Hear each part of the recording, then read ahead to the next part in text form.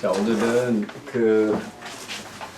이 학생들이 꼭 알아야 될 것 중에 디지털하고 아날로그, 뭐 디지털이 어떻다, 아날로그가 어떻다 이런 얘기 되게 많이 들었는데 실질적으로 우리가 사용하는 전기 회로에서 디지털하고 아날로그가 어떻게 차이가 나는지는 사실 굉장히 공학적인 얘기가 돼서 되게 복잡한 얘기가 될 수가 있어요. 근데 내가 수업하는 내용은 주로 다시 말하지만은 심리학 학생들 위한 프랙티컬 일렉트로닉스니까 디지털하고 아날로그의 개념 중에서 우리한테 꼭 필요한 정도 그런 정도만 얘기를 하도록 하겠습니다.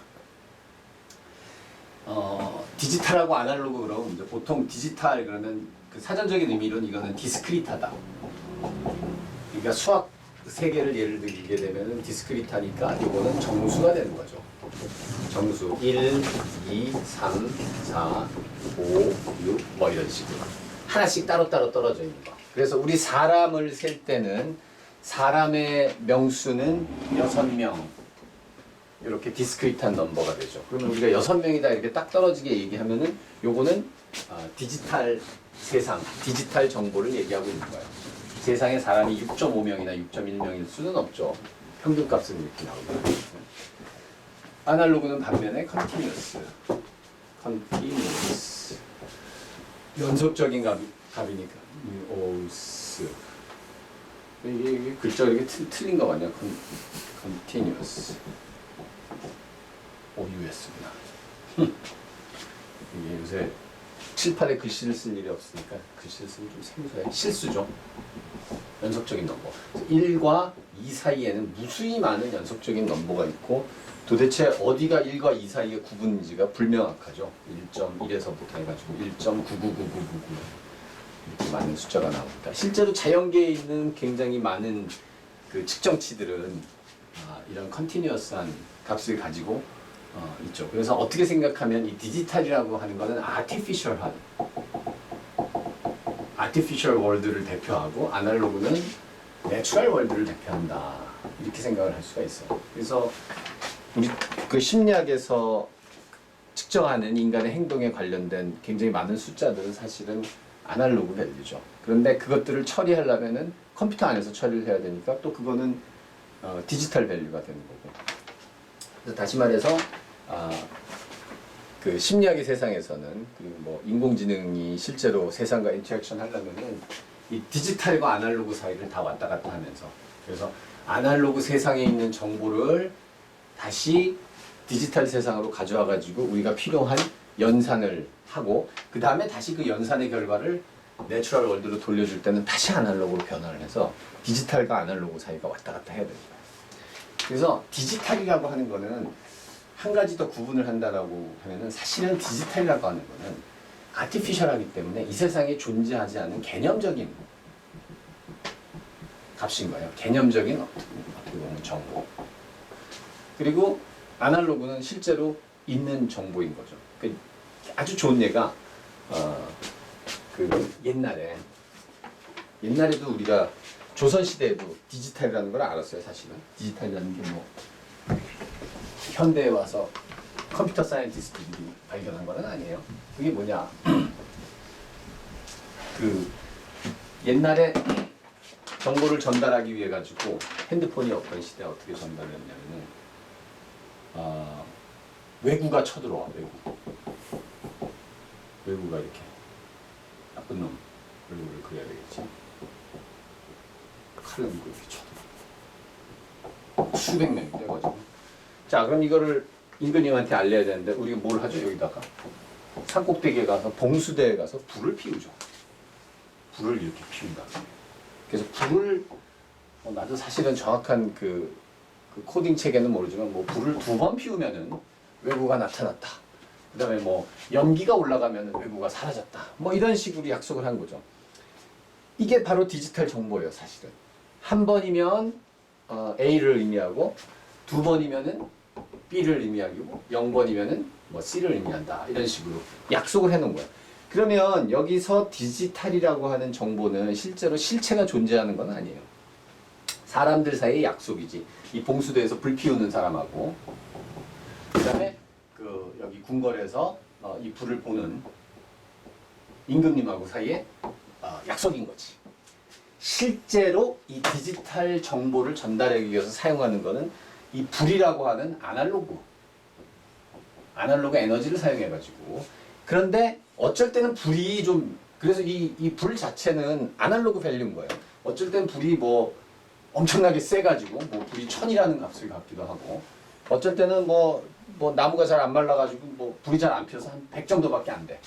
그래도 우리는 불은 그냥 한 번 핀 거라는 디지털 코딩을 서로 약속을 해놨기 때문에 이 아날로그 값이 어떻게 변하든 간에 디지털 값은 변함이 없는 거죠. 뭐 그런 식으로 생각을 하면 아날로그랑 디지털 간에 좀 구분도 되고 걔네들이 어떻게 서로 상호작용하는지 그런 거에 대한 생각을 할 수가 있을 거예요. 그래서 뭐 너무 복잡하게 생각하지 말고 디지털이라고 하는 건 실제로 존재하지 않는데 우리가 편의상 만들어 놓은 정보 체계고, 아날로그는 진짜로 세상에 존재하는 거고. 그래서 그 전기 회로에 보면은 아예 따로 디지털 일렉트로닉스라는 게 있고 아날로그 일렉트로닉스라는 게 있어요. 근데 이제 이게 우리가 어떤 하나만 알 수는 없는 거야. 그리고 어떤 하나만 따로 떨어져 있지는 않아요. 예를 들어서 컴퓨터를 예를 들자. 컴퓨터. 이 컴퓨터는 대표적인 디지털 머신이죠. 그런데 컴퓨터가 돌아가기 위해서는 컴퓨터 안에 굉장히 여러 가지 종류의 아날로그 소자들이 있어요. 예를 들면은 파워 서플라이라고 하는 게 있어요. 파워 서플라이가 뭐냐? 지난 시간에 잠깐 얘기했던 것 같은데 우리 벽에서 나오는 전기는 AC 220V라고 그랬죠. 요거를 컴퓨터의 디지털 일렉트로닉스를 하기 위해서는 DC로 바꿔줘야 돼. DC 몇 볼트? 12볼트. 이렇게 하는 거는 요거는 뭐 완전히 100% 아날로그는 아니지만 상당히 아날로그적인 절차인 거예요. 이 아날로그적인 에너지 생성이 바탕이 돼야만 컴퓨터가 그 안에서 1000, 1111 이런 연산들을 해가지고 화면으로 뭐 글자를 내보낸다든지 뭐 이런 일을 할 수가 있는 거예요. 그리고 그런 정도뿐만이 아니라 사실은 여러분들이 그 아날로그하고 디지털 사이를 언제나 이렇게 오가고 있어요. 예를 들어서 컴퓨터에다 대고 말을 하는 경우를 생각해보세요. 말을 해서 녹음을 해가지고 그 녹음한 거를 파일로 만들어가지고 친구한테 보내가지고 친구가 듣는 그런 경우를 생각해보세요. 그럼 여기 이제 인간의 목소리, 사운드가 있죠. 목소리. 이 목소리는 어떤 값이냐면 자연계에 존재하는 값이니까 아날로그 값이에요. 그래서 이 아날로그 값을 컴퓨터에다가 집어넣으려면 컴퓨터는 아날로그를 처리할 수 있는 방법이 없어요. 그래서 이 아날로그를 컴퓨터가 이해할 수 있는 디지털로 바꿔야 돼요. 그거를 A to D, 그래서 혹은 아날로그 to 디지털 컨버전, 그래서 ADC 이렇게 하는 거야. 그래서 우리가 목소리를 녹음하려면은 뭘 써요? 마이크를 쓰지, 마이크. 요 마이크라는 놈은 대표적인 아날로그 소자예요. 마이크의 원리는 뭐냐면은 마이크의 원리는 사실은 스피커의 원리를 딱 뒤집어 놓은 거랑 똑같아요. 얇은 판이 있고 소리라고 하는 거는 뭐예요? 우리 심리학 시간에 배웠죠. 소리라고 하는 거는 공기의 떨림이죠.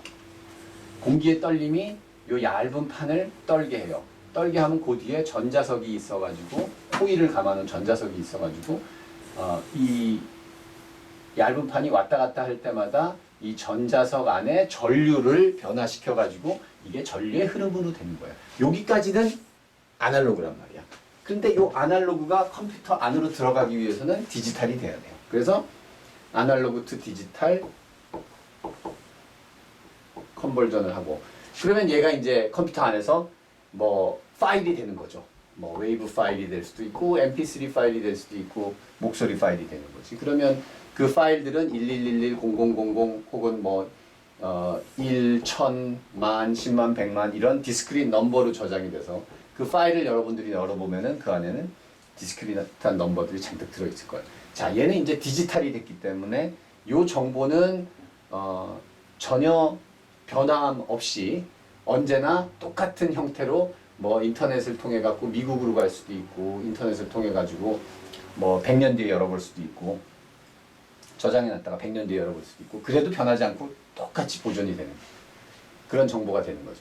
그런 다음에 요거를 다시 다른 컴퓨터에서 열어봐야 되겠지. 그래서 웨이브 파일을 오픈 이렇게 하면 이제 웨이브 파일이 오픈이 돼가지고 플레이가 돼야 되잖아. 플레이가 되기 위해서는 요번에는 마이크하고 반대 원리를 가지는 요 스피커를 울려줘야 되는 거야. 자, 이 스피커를 울리기 위해서는 전기 신호를 넣어줘야 되는데 이 컴퓨터 안에 들어있는 거는 1010 뭐 이런 숫자란 말이야. 디지털 숫자들. 그래서 걔들을 이번에는 다시 디지털을 아날로그로 컨버트 해주는 절차가 있어요. 우리 그거를 그래서 디지털 투 아날로그 컨버전 DAC. 그래서 ADC하고 DAC가 사실은 컴퓨터에 다 들어있어요. 늘 일어나는 일이에요. 다만 그게 그냥 컴퓨터의 아주 작은 일부로 이미 포함이 되어 있기 때문에 우리가 거창하게 자 지금서부터 뭐 ADC를 해야지 지금서부터 DAC를 해야지 이렇게 안 할 뿐이지. 근데 이제 우리가 실험실에서 실험을 하거나 그럴 때에는 이런 DAC라든지 ADC를 직접적으로 우리가 좀 컨트롤을 해야 될 필요가 있기 때문에 이 개념을 가지고 있으면 되게 도움이 되죠.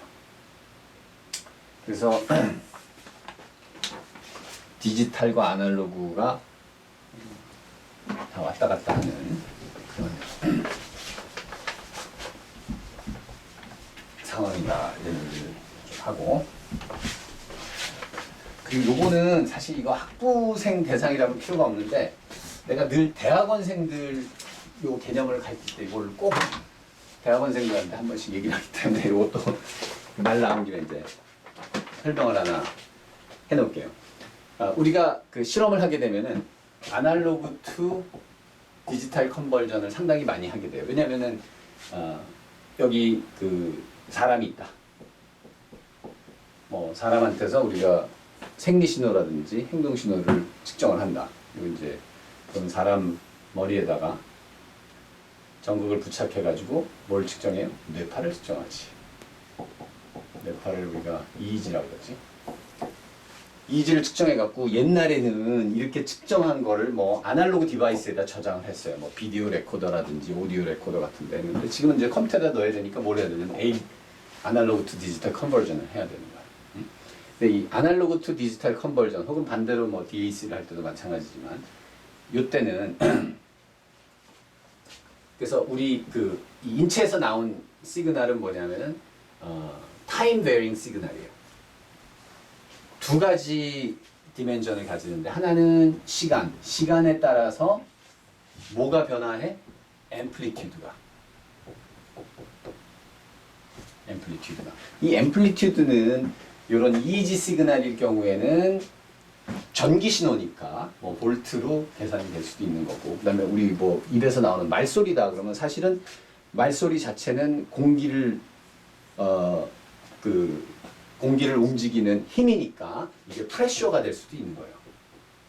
그렇지만 어쨌든 우리 동물에서 인간에서 나오는 대부분의 신호들은 이런 타임 베어링 시그널인 거예요. 요 놈을 디지타이즈를 하게 되면 얘는 아날로그 시그널이기 때문에 이걸 컴퓨터에다 그대로 집어넣을 수는 없어요. 아날로그 시그널을 우리가 보존하는 방법은 사진을 탁 찍어갖고 그 사진을 그대로 저장하는 그 방법밖에 없는 거죠. 근데 우리는 그렇게 하지 않는단 말이야.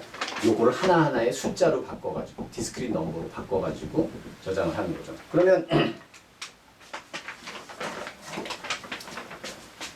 디스크릿 넘버로 바꾸니까 점을, 그러니까 뭐 아날로그 투 디지털 컨버전을 무지 잘하려면 무수히 많은 점을 찍어갖고 원래 아날로그 시그널을 하나도 손실 없이 그렇게 하면 좋겠지만은 또 그렇게 하면은 무한대로 많은 그 디지털 정보가 소요가 되기 때문에 그거는 불가능해요. 불가능하고 디지털이자는 별 의미가 없지. 파일이 어마어마하게 커지면. 그래서 요거를 어느 정도 선에서 적당한 선에서 뭘 해야 되냐면 이런 거를 우리가 샘플링 레이트라고 해요. 샘플링 레이트. 이렇게. 그래서 요거를 샘플링 레이트는 높을수록 좋죠. 근데 물론 높으면은 파일 사이즈가 어떻게 되겠어? 파일 사이즈도 커지니까 뭐 하드디스크가 많고 되게 중요한 데이터다. 그러면 샘플링 레이트를 우리가 높여가지고 그다음에 별로 중요하지도 않고 그런 데이터다. 그러면 샘플링 레이트를 낮추는 거지. 그러니까 예를 들어서 우리가 뇌에서 액션 포텐셜 그 뇌에다 전극을 꽂아가지고 액션 포텐셜 요건 EEG인데 EEG 같은 경우는 굉장히 슬로우 웨이브이기 때문에 샘플링 레이트 그렇게 높지 않아도 돼요. 근데 액션 포텐셜 같은 건 되게 빨리 움직이거든. 그래서 EEG 같은 거는 1초에 100번만 해도 충분해. 그럼 뭐가 돼요? 100Hz. EEG 100Hz를 하면 뭐 그럭저럭 쓸만하단 말이야. 근데 액션 포텐셜 여러분 잘 아는 액션 포텐셜 같은 거는 요거 처음부터에서부터 끝날 때까지 얼마가 걸리냐면 한 1ms 정도밖에 안 걸려. 1ms는 1000분의 1초지. 즉 100Hz로 샘플링을 하게 되면은 요 샘플하고 샘플 사이에 액션 포텐셜이 10개가 들어갈 수도 있어. 그죠? 그러면 어느 정도로 샘플링 레이트를 높여야 되느냐. 그 아주 되게 유명한 공학에서 그 티오림이 있어요. 나도 그냥 주워 들은 건데 나이퀴스트인가 뭐 그래. 나중에 한번 찾아보세요. 스펠링도 맞는지 안 되겠다. 어쨌든 얘가 말하는 바에 의하면 내가 샘플링하고자 하는 신호의 가장 빠른 컴포넌트보다 2배만 되면 된다. 이렇게 얘기해. 그러니까 이론적으로는 액션 포텐셜이 1ms 안에 완결되는 거면은 얘를 샘플링 하는데 한 2000Hz 정도면 돼요. 2kHz지. 그렇지만 우리는 연구실에서 하는 거는 어마어마하게 좀 세밀하게 하고 싶기 때문에 2kHz로는 성이 안 차서 몇 kHz로 하느냐 하면 32kHz로 해요. 그러니까 액션 포텐셜 하나의 모양을 디지털 신호로 전환하기 위해서 우리가 점을 32개나 찍는 거야. 그럼 뭐 얼추 액션 포텐셜의 모양을 그대로 다 따낼 수 있겠죠. 그래서 요거는 우리가 꼭 알아두는 게 좋아요. 그 다음에 타임 베어링 시그널이기 때문에 샘플링 레이트 하나만 가지고 그 디지털 신호가 얼마나 좋은지를 판단할 수가 없어요. 또 하나 중요한 게 뭐냐면 자, 똑같이 샘플링 레이트이 있더라도 어떤 신호는 되게 올라갔다 내려갔다가 큰 놈이 있을 수 있고 어떤 신호는 올라갔다 내려갔다가 되게 작은 놈이 있을 수도 있죠. 즉 앰플리튜드에 진폭이 있을 수가 있죠. 그러면 이 진폭을 몇 단계로 나누냐 하는 것도 나중에 디지털된 정보의 퀄리티에 영향을 줄 수가 있죠. 요거를 우리가 뭐 여러 가지 의미로 그 이름으로 부르는데 나는 이걸 레졸루션이라고 불러요. 레졸루션. 근데 뭐 이걸 뎁스라고 부르기도 하고 실제로 이렇게 뎁스니까 샘플링 뎁스라고 부르고 샘플링 나는 레졸루션이라고 부르는데 그거는 뭐냐면은 내가 디지타이즈 하고자 하는 그 시그널을 도대체 몇 단계로 나눌 수 있느냐. 그래서 우리가 이런 말 많이 들어봤죠? 8비트 샘플링. 8비트 레졸루션이라고 그러죠. 사실 요게 여러분 그 실습에 사용하는 아두이노 우노가 보여주는 샘플링 레이트예요. 그 얘기는 뭐냐면 8비트라는 얘기는 뭐냐면은 이진법으로 8비트니까 8자리죠. 그렇죠?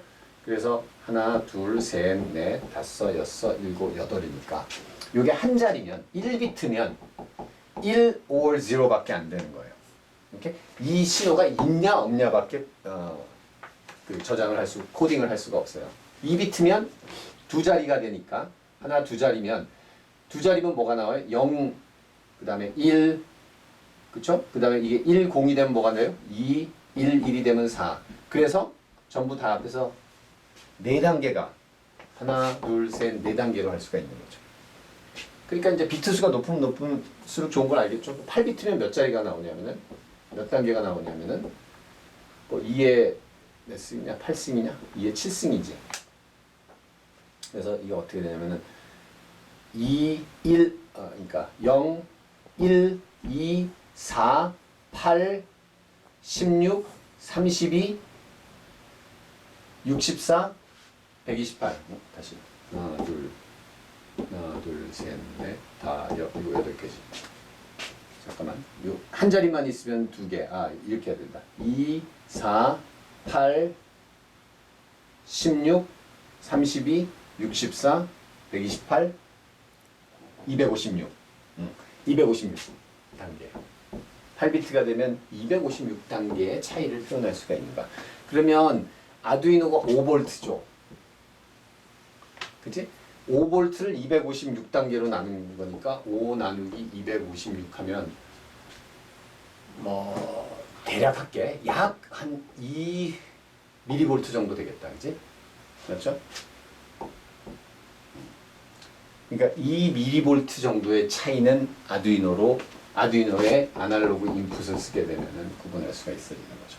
그럼 우리 보통 실험에서는 8비트 요 액션 포텐셜 얘기했지. 8비트 가지고는 좀 약하죠. 그래서 우리가 실험에서는 이게 높으면 높을수록 좋은데 저게 만약에 10비트가 되면은 약 한 1000 얼마가 되겠지. 256, 512, 그 다음에 1023가 그렇지. 1024. 10비트면은. 그 다음에 이게 12비트가 되면은 얼마가 되냐면은 4090 정도 된다고.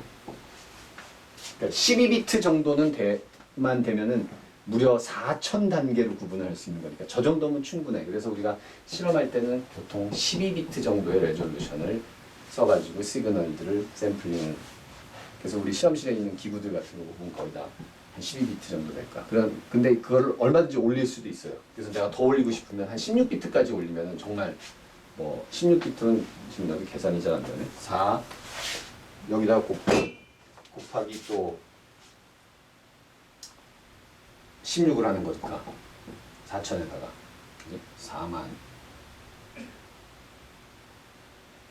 한 6만 정도 6만 단계 정도 되는 거니까 뭐 엄청나게 높은 레졸루션이에요. 아무 문제가 없죠. 오케이? 그래서 그 아날로그 투 디지털 컨버전을 할 때 중요한 두 가지 요소 샘플링 레이트하고 그 레졸루션. 그래서 이제 이렇게 설명을 했으니까 앞으로 잘 활용을 하면 될 것 같습니다. 자, 그래서 이제 이게 아두이노 실습을 하기로 했으니까 아두이노 실습 관련해서 과연 이제 좀 전에 얘기한 아날로그랑 디지털을 어떤 식으로 아두이노로 실습을 해볼 것이냐. 자, 디지털이 있고 아날로그가 있는데 각각에 대해서 인풋, 아웃풋이 있으니까 우리가 일단은 디지털 인풋, DI, 디지털 아웃풋, 그 다음에 아날로그 인풋, 아날로그 아웃풋, 이렇게 네 가지를 이제 한번 실습을 해보도록 하겠습니다. 그래서 그 디지털 인풋의 예를 들면은 예를 들어서 디지털 인풋과 디지털 아웃풋, 뭐 자연 세계에서 우리가 이미 이런 거는 디지털로 해도 충분하다라고 생각을 해서 굳이 아날로그 투 디지털 컨버전을 안 하고도 디지털 정보 자체로 자연 세계랑 인터랙션을 할 수 있게 해놓은 것들이 굉장히 많이 있는데, 예를 들면 이제 여러분들 그 쇼핑몰 같은 데 갔을 때 자동문. 그래서 자동문이 이렇게 생겼으면은 여기에 센서가 보통 달려 있죠. 이 센서가 요 앞에 사람이 서면은 사람이 뭐 작은 사람이 설 수도 있고 큰 사람이 설 수도 있고 그러는데 전부 다 똑같이 사람이 서기만 하면 그건 이제 1일로 취급을 하는 거죠. 그래서 그게 디지털 인풋의 예일 수 있죠. 그 다음에 디지털 아웃풋의 예는 뭐 문이 열리는 것도 디지털 아웃풋의 예죠. 문을 사람이 조그맣다 그래서 문을 50%만 열거나 사람이 크다고 해서 문을 100% 열거나 이러지 않죠. 무조건 사람이 있으면 작은 애가 있든 큰 덩치가 되게 큰 어른이 있든 간에 문은 똑같은 방식으로 열리죠. 그러면 이제 디지털 아웃풋이라고 할 수가 있죠. 그 다음에 뭐 여러분들 스마트폰 보면은 스마트폰에 이렇게 아이콘이 있잖아.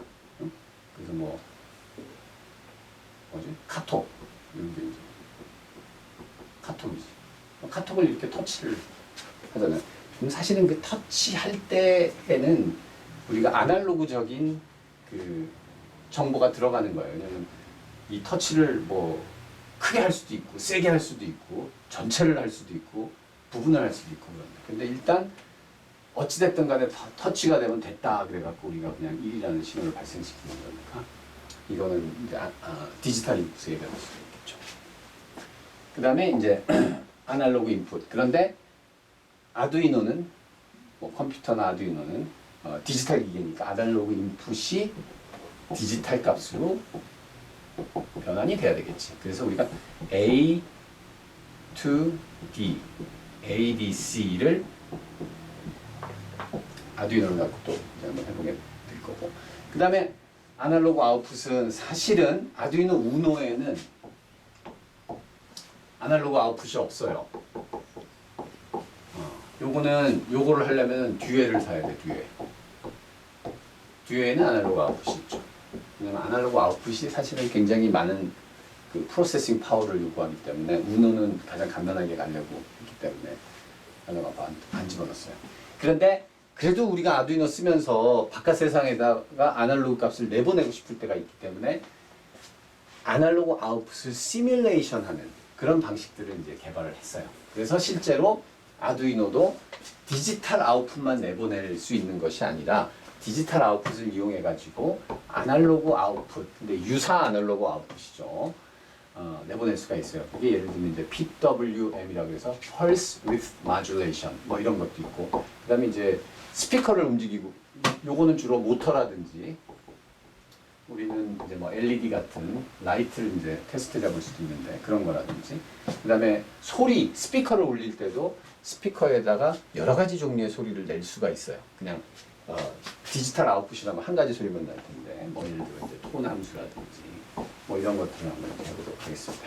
자, 그러면은 여기까지 해서 그 백그라운드에 관한 이야기를 마치고 이제 요 다음에 아두이노에 관해서 잠깐 설명을 하고 그 다음에 이제 실제로 예제를 해보도록 하겠습니다. 네, 여기까지.